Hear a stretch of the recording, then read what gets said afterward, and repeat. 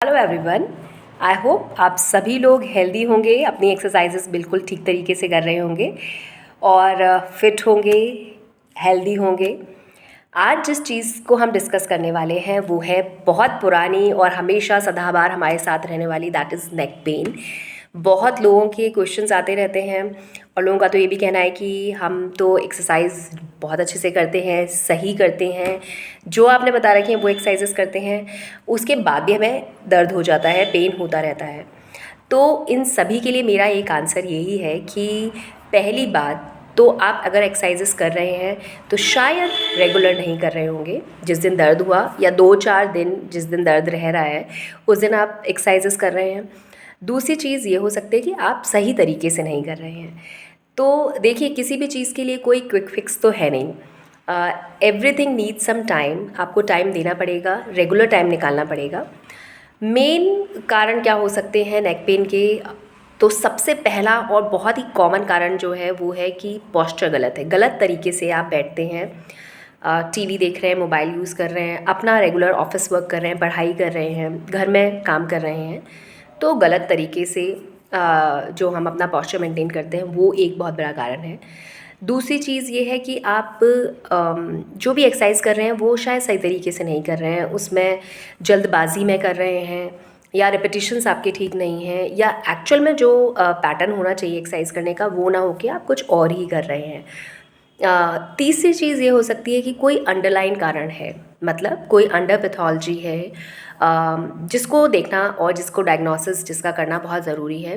तो उस कंडीशन में प्रॉपर डायग्नोसिस के बाद ही आप एक्सरसाइज करें। डेफिनेटली आप अपने फिज़ियोथेरेपिस्ट से मिल सकते हैं, वो आपको गाइड अच्छा कर सकते हैं, क्योंकि अंडर गाइडेंस और जब एक बार आप कंडीशन को देख लेते हैं तब प्लान करना बहुत इजी होता है। जनरली जो कंडीशंस होती हैं उसके लिए आप एक जनरल एक्सरसाइज कर सकते हैं, जैसे पोस्चर ठीक करने के लिए है या कोई मैकेनिकल कंडीशन हो गई उसकी वजह से। अदरवाइज़ अगर कोई ऐसी अंडरलाइन प्रॉब्लम है तो उसको प्रॉपर ट्रीटमेंट की ज़रूरत होती है एंड प्रॉपर गाइडेंस की ज़रूरत होती है। इस चीज़ का हमेशा ध्यान रखिए। एक्सरसाइज करते समय इम्पॉर्टेंट ये रहता है कि मैं हमेशा कहती हूँ कि इट इज़ योर टाइम। जब आप एक्सरसाइज कर रहे हैं तब आपके दिमाग में केवल ये होना चाहिए कि मैं अपने लिए, अपनी बॉडी को ठीक रखने के लिए एक्सरसाइज करना चाह रहा हूँ या चाह रही हूँ। तो उस समय आप बिल्कुल इधर उधर से कट ऑफ करके, चाहें तो आपका जो रूम है उसको बंद करके, जैसा आप चाहें उस तरह, चाहे आप 10-15 मिनट के लिए एक्सरसाइज कर रहे हैं लेकिन वो आप अपने तरीके से करिए, उस समय करिए जिस समय आपको आराम मिल सकता है।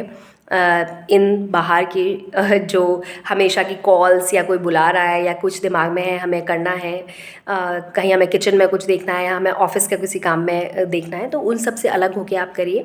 क्योंकि जब आपके दिमाग में कुछ और चीज़ें चल रही होती हैं या आप इस तरह के माइंडसेट के साथ एक्सरसाइज करना शुरू करते हैं तो आपकी मसल्स पूरी तरह से रिलैक्स नहीं होती और जो आप चाहते हैं, रिजल्ट चाहते हैं, जो आउटपुट हमें मिलना चाहिए वो हमें नहीं मिलता। एंड इट इज़ लाइक कि वेस्टेज ऑफ टाइम है कि आप काम कर भी रहे हैं, आपको लग रहा है मैं रोज़ एक्सरसाइज सही से कर रहा हूँ लेकिन मुझे कोई रिजल्ट्स नहीं मिल रहे हैं। वो कारण यही है कि आप प्रॉपर टाइम नहीं दे पा रहे हैं।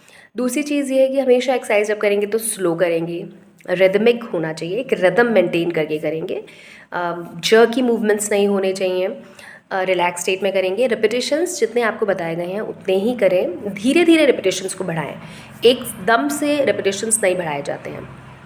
इस चीज़ का भी ध्यान रखें क्योंकि कई लोगों का होता है कि फर्स्ट डे 10 रिपीटिशन से स्टार्ट किया, दूसरे तीसरे दिन क्योंकि वो उन्हें लग रहा है कि मैं कर सकता हूँ ये, तो वो दूसरे तीसरे दिन ही 50 पे पहुँच जाते हैं। तो that is a wrong practice, वो आपको फॉलो नहीं करनी चाहिए।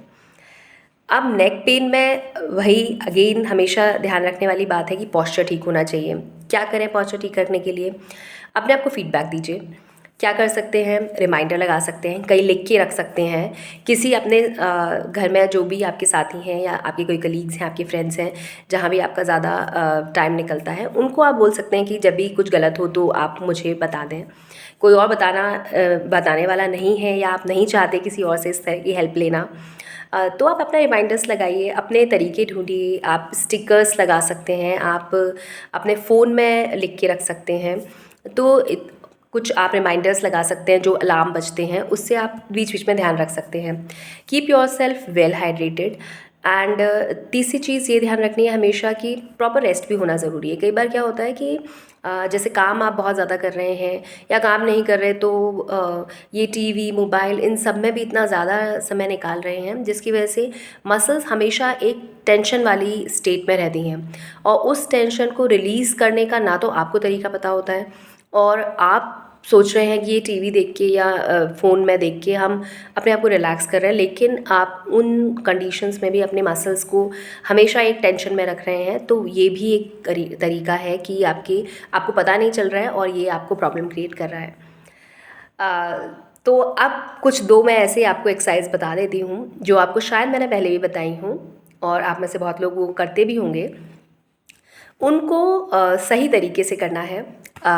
बस ये ध्यान रखना है कि आपको रेपिटेशंस ठीक रखने हैं, अपने आप को रिलैक्स रखना है और बिल्कुल रिदम में एंड स्लो मूवमेंट में ये एक्सरसाइज करनी है। और ये दोनों ही एक्सरसाइजेस जो हैं वो आपके पूरे नेक के जो मस्कुलेचर है, जो मेन मसल्स हैं, उनको इन्वॉल्व करता है। और इन जनरल अगर हम पॉस्चर रिलेटेड कोई कंडीशंस हैं या हर तरह की प्रॉब्लम्स में हेल्प ज़रूर करेगा अगर आप ठीक तरीके से करेंगे तो the first one is seat straight. हमेशा की तरह सीधे बैठना है, नेक को भी सीधा रखना है एंड टंग को ऊपर टच करना है। And this is we call it duck movement. Duck की तरह से नेक को आगे और पीछे, आगे और पीछे। जनरली लोग आगे ठीक चले जाते हैं, पीछे जाने में उनको प्रॉब्लम होती है। कई लोग ज़्यादा टेंशन लगाने लगते हैं, बिल्कुल टाइट कर देते हैं। ये सब चीज़ें नहीं चाहिए। आपको बिल्कुल रिलैक्स्ड रह के, और ये रेफरेंस के लिए जिनको आदत है वो बिना रेफरेंस के भी जा सकते हैं। And you are just in a horizontal plane, you are sliding your neck head forward and backward, tongue ऊपर लाइक दिस, आगे और पीछे। साइडवेज अगर हम देखना चाहें तो आई थिंक मैं सीधे बैठी हूँ। This is reference, forward and back. एक बार में 10 repetitions, more than enough. Second one is सीधे बैठेंगे, टंग को ऊपर टक करेंगे एंड चिन को टर्न करते हुए, एंड कोशिश करना है आपको कि हम इसको शोल्डर से टच कर दें चिन को। See it again, this,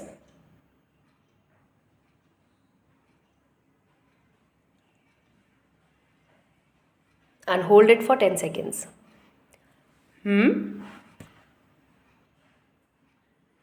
Turn this. दोनों तरफ करना है। तो ये दोनों एक्सरसाइजेज अगर आपने ठीक तरीके से कर ली, रेगुलर कर ली, थोड़ा टाइम लगेगा, बहुत ज़्यादा करो तो 5 से 7 मिनट। अगर आप 10-10 रिपीटेशंस भी करते हैं तो, और दिन में आप कई बार कर सकते हैं इसको। ऐसा नहीं है कि सुबह ही करनी है, जब आपको अपना टाइम ठीक लगे तब करिए। दिन में कई बार कर सकते हैं, दिन में 3 से 4 बार कर सकते हैं आप आराम से। वेल हाइड्रेटेड रहें और बीच बीच में अपने आप को रेस्ट भी दें और कोशिश करें कि जो भी एक्सरसाइजेस करते हैं सही तरीके से और रेगुलर करें, तो डेफिनेटली आपको फ़ायदा होगा। और जो रेगुलर होने वाले दर्द हैं उनकी फ्रीक्वेंसी डेफिनेटली कम होगी। जो लोगों का मानना है हर हफ्ते हो जाता है या हर तीसरे दिन हो जाता है, वो अगर आप इस चीज़ को रेगुलर करेंगे तो आप पहले ऐसे देखिए कि आपकी फ्रीक्वेंसी कम हो रही है कि नहीं, जितना इंटेंस पेन हो रहा था उससे कम हो रहा है कि नहीं। ये ही हमारे पैरामीटर्स हैं कि हम ठीक ट्रैक पे जा रहे हैं कि नहीं। तो इसको अपने नोट डाउन करके रखिए, अपने को फीडबैक दीजिए, हेल्प की ज़रूरत है तो हेल्प लीजिए और प्रॉपर एक्सरसाइजेस करिए और फिट रहिए। तभी लाइफ को और अपने काम को आप अच्छे तरीके से कर पाएंगे। जिस तरीके से आप लाइफ को जीना चाहते हैं वो तभी जी पाएंगे जब आप हेल्दी रहें। तो हेल्थ इज़ वेल्थ, और अपने आप को हेल्दी रखने के लिए जो भी कुछ आप कर सकते हैं वो करने की ज़रूर से कोशिश करते रहिए। Thank you.